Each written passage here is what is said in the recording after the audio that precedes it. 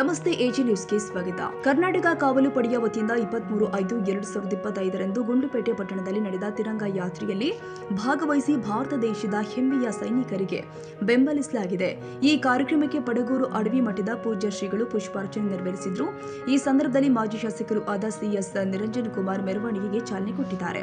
ಇದೇ ವೇಳೆ ಕಾವಲು ಪಡೆಯ ತಾಲೂಕು ಅಧ್ಯಕ್ಷರು ಆದ ಎ ಅಬ್ದುಲ್ ಮಾಲಿಕ್, ಜಿಲ್ಲಾ ಕಾರ್ಯಾಧ್ಯಕ್ಷರು ಆದ ಅಬ್ದುಲ್ ರಶೀದ್, ತಾಲೂಕು ಗೌರವಾಧ್ಯಕ್ಷರು ಆದ ರಾಮೇಗೌಡ, ತಾಲೂಕು ಕಾರ್ಯದರ್ಶಿಗಳು ಆದ ಎಸ್ ಮುಬಾರಕ್, ಅಬ್ದುಲ್ ರಾಜೀಕ್, ಕನ್ನಡ ಪರ ಹಿರಿಯ ಹೋರಾಟಗಾರರು ಆದ ಬ್ರಹ್ಮಾನಂದ ಹಾಗೂ ಕನ್ನಡ ಪರ ಸಂಘಟನೆಗಳು, ಪ್ರಗತಿಪರ ಸಂಘಟನೆಗಳು ಹಾಗೂ ವಿದ್ಯಾರ್ಥಿಗಳು ನೂರಾರು ಸಂಖ್ಯೆಯಲ್ಲಿ ಹಾಜರಿದ್ದರು. ಕನ್ನಡಿಗರ ಮೆಚ್ಚಿನ ನಿಮ್ಮ ಎಜೆ 24/7 ನ್ಯೂಸ್ ಕನ್ನಡ ವಾಹಿನಿ ಇದೀಗ ಟಿವಿಯಲ್ಲಿ ಲಭ್ಯ.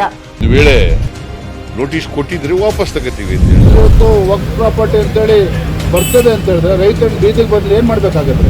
ಯಾರು ವೋಟ್ ಹಾಕಲಿಲ್ಲ ಅಂದ್ರೆ ಗ್ಯಾರಂಟಿನೆಲ್ಲ ಸ್ಟಾಪ್ ಮಾಡ್ಬಿಡ್ತೀವಿ.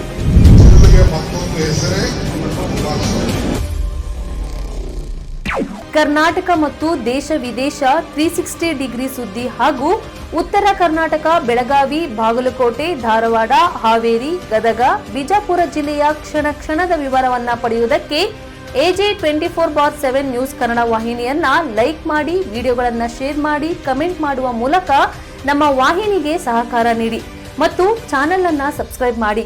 ಧನ್ಯವಾದಗಳು.